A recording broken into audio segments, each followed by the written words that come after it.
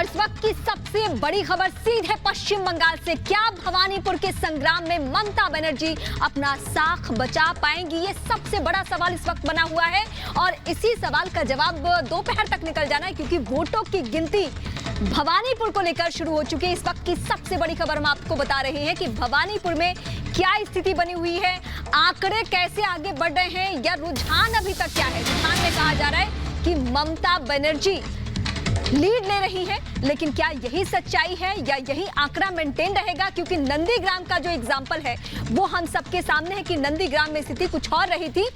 शाम होते होते तक पूरा पासा पलट चुका था और ममता बनर्जी को बड़ी शर्मनाक हार झेलनी पड़ी थी।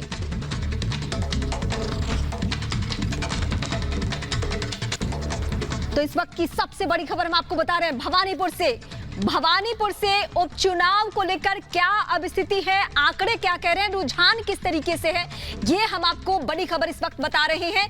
पश्चिम बंगाल का इस वक्त सबसे हाई प्रोफाइल सीट भवानीपुर, वो सीट जहां से मौजूदा सीएम यानी ममता बनर्जी इस वक्त वहां से लीड ले रही है, ये खबर है। लेकिन क्या दोपहर तक भी यही स्थिति रहेगी या कुछ और होने जा रहा है पश्चिम बंगाल की सियासत में? बिल्कुल बड़ी खबर पर हमारी नजर बनी हुई है और भवानीपुर के साथ ही 2 और सीटें हैं, कुल मिलाकर 3 सीटें हैं जहां पश्चिम बंगाल में आज उपचुनाव हो रहा है। क्या खबर है जानते हैं, हमारी सहयोगी हमारे साथ जुड़ गई हैं, उनसे हम बात करते हैं। विशाखा, इस वक्त क्या हलचल है? क्योंकि अभी तक बताया जा रहा है कि लीड ले रही है ममता बनर्जी, क्या इसमें किसी तरह का चेंज भी हो सकता है?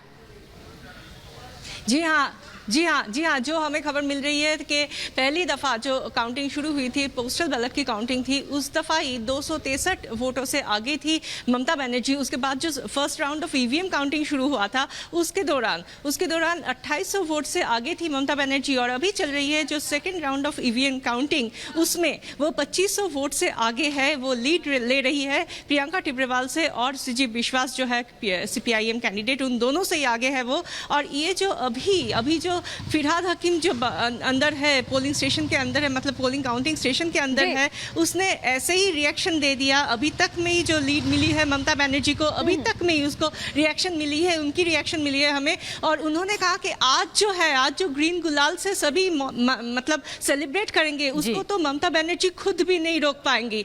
तो यही है अभी तक का जो अंदर का जो तस्वीर है वो हमको बता रहे थे, हम आपको बता रहे थे। और बाहर में यहाँ जो एक बैरिकेड है, ये है सेकंड बैरिकेड, उसके बाद है थर्ड बैरिकेड। लेकिन यहाँ हमारे जो पहली दफा का जो बैरिकेड है वहाँ से रोड शुरू होती है, और उसी रोड में अभी तक जो हमें सेकंड राउंड का ईवीएम काउंटिंग चल रही है, उसी दौरान कई बंदे तृणमूल के कई समर्थकों, उसने यहाँ आके ग्रीन गुलाल लेके ये सेलिब्रेट करना अभी से ही शुरू कर दिए थे। उसका तस्वीर भी हमने देखा है कि यही है अभी तक का हालत। जी, बहुत बहुत शुक्रिया आपका। तो इस पर नजर हमारी बनी हुई है। एक राउंड की वोटिंग हो चुकी है और फिलहाल लीड ले रही है ममता बनर्जी। देखना होगा कि जब ये अंतिम चरण की काउंटिंग होगी क्या तब भी ये लीड बरकरार रहती है। और इंतजार इस बात का है, आपको बता दें कि भवानीपुर, शमशेरगंज और एक और सीट पर वोटिंग हो रही है। आज उपचुनाव के लिए मतदान हो रहा है। भवानी सीट पर आखिर वोटिंग क्यों हुई? क्योंकि ममता बनर्जी अपना चुनाव हार गई नंदीग्राम से। हालांकि भवानीपुर ही उनकी सीट थी, एक बार फिर इस पर उपचुनाव हो रहा है। और हलचल क्या है देखते हैं 1 मिनट की इस रिपोर्ट में।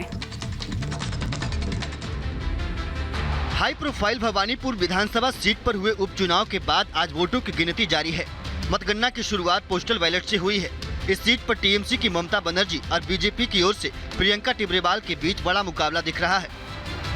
खासतौर पर सीएम ममता बनर्जी के लिए ये चुनाव काफी अहम माना जा रहा है, क्योंकि अगर वो चुनाव जीतती हैं तो मुख्यमंत्री बनी रहेंगी। लेकिन अगर कहीं ममता को हार से 2 चार करना पड़ता है तो उनकी सीएम की कुर्सी भी खतरे में पड़ सकती है। बता दें कि इस साल अप्रैल मई में हुए विधानसभा चुनाव में ममता बनर्जी को नंदीग्राम सीट से बीजेपी के शुभेंदु अधिकारी के सामने हार का सामना करना पड़ा था, जिसके बाद ममता बनर्जी एक बार फिर से उपचुनाव में अपनी किस्मत आजमा रही हैं। भवानीपुर के अलावा पश्चिम बंगाल की 2 और सीटों पर उपचुनाव हुए थे। इनमें मुर्शिदाबाद जिले के समरेरगंज और जंगीपुर सीट शामिल है, जिसके लिए भी वोटों की गिनती जारी है। इन सीटों के लिए 30 सितंबर को वोट डाले गए थे। Bureau report, Republic Bharat.